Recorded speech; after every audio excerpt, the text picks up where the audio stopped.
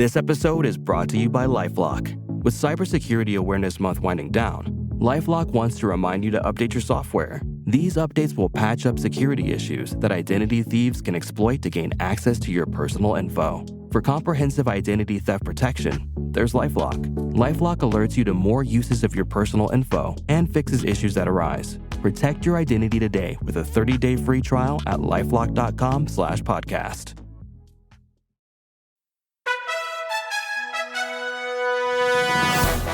This is Scams and Cons News with Jim Grinstead.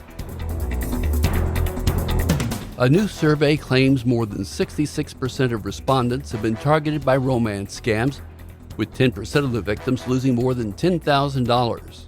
And police in Australia arrested a serial scammer 13 times, and each time released him on bail only to have him scam again. You'll remember we recently told you a story about scammers who were renting out people's swimming pools and pocketing the money. The homeowners didn't know what was going on.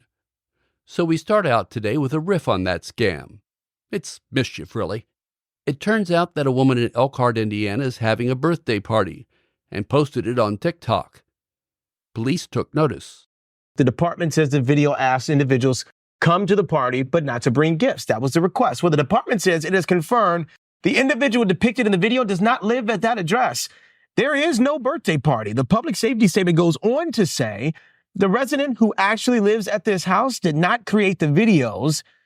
It is not having a birthday party at that location, and respectfully asks individuals to not come to her residence. There is no indication of an active threat, nonetheless, but the department will be doing checks in the area out of an abundance of caution. An elderly accountant in Hong Kong has become the victim of a sophisticated phone scam, losing approximately $2 million. The 74-year-old man was manipulated into staying in hotels for a week, which prevented him from contacting anyone and allowed the scammers time to drain his bank accounts. The investigation revealed that a 19-year-old suspect arranged the hotel stay, allegedly under duress from a fraud syndicate that claimed he was implicated in a criminal case in mainland China. The teenager was arrested and is suspected of delivering forged documents to the victim, including fake confidentiality and investigation orders. The scam began with a phone call from someone impersonating a mainland official who falsely accused the accountant of involvement in illegal activities. To further deceive him, the fraudsters instructed him to set up 3 new bank accounts and transfer his assets into them. He was told to provide the scammers with account passwords. Between August 28th and September 3rd, about $2 million were transferred out of those accounts through multiple transactions. The scheme was uncovered when bank staff noticed suspicious activity and alerted authorities. Officers struggled to reach the victim by phone because he'd been told to avoid contact with others. The suspect was apprehended before he could flee Hong Kong. As the song goes, diamonds may be a girl's best friend, but only if they're real diamonds and not if they're part of a scam. I knew that it wasn't real, but I also felt like it needed to get to the right person. In efforts to get to the right person, Melissa Anderson looked at the sender's name and address on the package. I thought that Cody Polk sent this to the wrong person. And so I was trying to find Cody Polk on Facebook. And so I typed in Cody Polk, and then it said Cody Polk ring. And I knew right then that there was something going on. She quickly learned she wasn't the only one getting this ring, which turned out to be a moissanite, not diamond. On social media, there are several posts, people saying they got the same ring from what appeared to be the same person. And then, on top of that, I received a second one. Now 2 exact same rings. The rings come with this warranty card that has a QR code which states you need to scan to register the ring for the warranty. It seems so just innocuous. Like, I'll scan the QR code and do my warranty. According to the United States Postal Inspection Service, this is called a brushing scam, where scammers send unsolicited merchandise to people for various reasons. A sheriff's department in Louisiana issued a warning about this scam, stating their financial crimes detective investigated it and says the goal was to try and get you to innocently scan the QR code to get your information. Melissa never scanned the QR code, as she says there were too many red flags. I tried to get to the bottom of who's behind mailing the rings, but emails to the company listed came back as undeliverable. The return address goes to a business strip mall with no location for the exact address. Melissa says she has no idea why she got the ring. She does order online often. Investigators say sometimes it's just random who gets the items in a brushing scam. Malwarebytes, a cyber protection firm, released research claiming more than 66% of respondents have been targeted by romance scams, with 10% of the victims losing more than $10,000 and 3% parting with $100,000 or more. 94% of those who lost money were unable to recover it. 75% of the victims are over age 55. 56% were men. Younger individuals are also affected, with 11% of the victims aged 18 to 44 and 40% being female. About 26% engaged with scammers for extended periods. 12% communicated for several months, while 5% were involved for a year or more. The survey found that 40% of the respondents never disclosed their experiences to anyone. Only 11% reported the scams to law enforcement or organizations for help. Scammers primarily reached their victims through social media, followed by online dating platforms, email, and text. This is Scams and Cons News.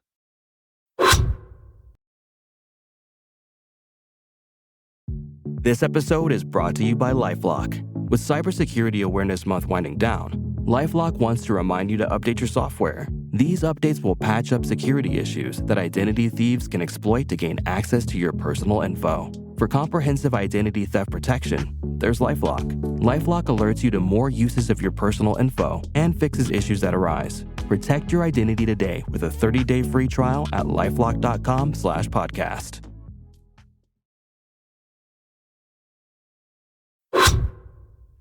An old email scam known as sextortion has taken a more personalized approach. Emails now include images of the victim's home by using images taken from mapping services like Google Maps. Victims report receiving messages that not only address them by name, but also feature photos of their street or front yard. The sender claims to be a hacker who compromised the recipient's computer and recorded them during private moments. The email demands a ransom of nearly $2,000 in Bitcoin. They threaten to release the footage if payment is not made within 24 hours. The emails typically include claims that malware has been installed on the victim's device, with references to notorious spyware like Pegasus. Scammers often use previously leaked passwords to enhance their credibility, suggesting they have access to personal information obtained from data breaches. A scammer was caught in Australia and released on bail. Guess what he did next? He went on to become a serial scammer. He was arrested 13 times, and each time he was released on bail. News 7 in Australia explains how it worked.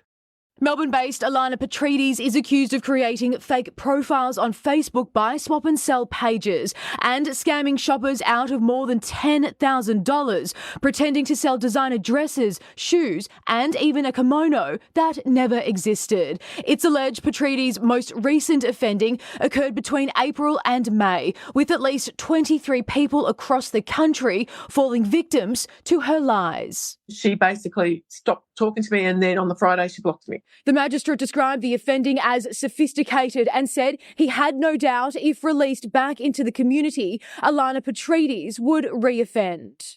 It's football season, and if you're planning to go to a game, you might want to be careful where you get your tickets.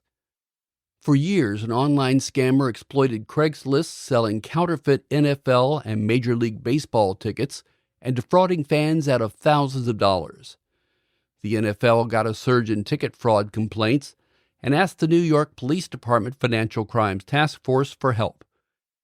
Police said many victims were purchasing tickets for NFL games on Craigslist, only to find out upon arrival that the tickets were fake. Police wanted to find out if it was one individual running the scam or a larger organization.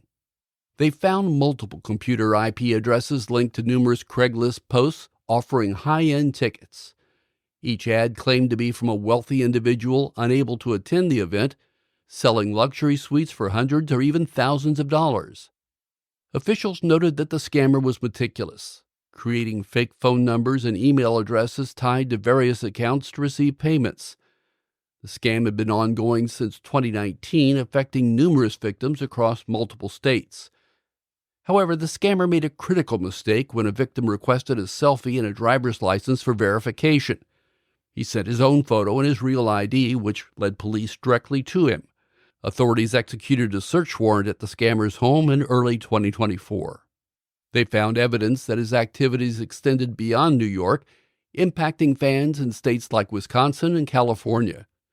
Ultimately, the scammer was sentenced to 15 months in prison. You may use Google Voice. The service provides you a number and allows you to make calls via the internet. Usually, two-factor identification is needed. Not only must you sign into your phone or computer, a code is also sent to your email or by text just to confirm it's you. Those codes are there to protect you, but now they can get you in trouble. Eva Velasquez with the Identity Theft Resource Center says despite years of warnings about this type of scam, people continue to fall victim. This report from the ITRC shows that of the 13,000 instances of identity theft reported to them by victims, 60% involve the use of Google Voice. In terms of Google Voice, this one is dependent on you sharing that multi-factor authentication code. So the key takeaway here is, I don't care how legitimate sounding the reason is, you don't share that with another party. Now, if an imposter does get access to your account, well, Google has made it easier to take back your phone number. If you go to Google Voice Help on Google, you'll see a tab labeled Protect Your Verification Code, and then you'll see an option to disconnect your phone number. After entering your telephone number, you'll be given an access code that you can then enter to disconnect your phone number. Velasquez says their research shows victims of all ages are being impacted by identity theft-related scams, with the 62% of the people they spoke to falling between the ages of 25 and 64 years old. Velasquez says it's a reminder that we need to pay attention and use tools like multi-factor authentication correctly. A 73-year-old woman has been sentenced to more than 8 years in prison for swindling more than $270,000 from elderly victims. The South African District Court found her guilty of multiple counts of theft and aggravated theft, with the judge highlighting her lack of remorse and manipulation of vulnerable individuals.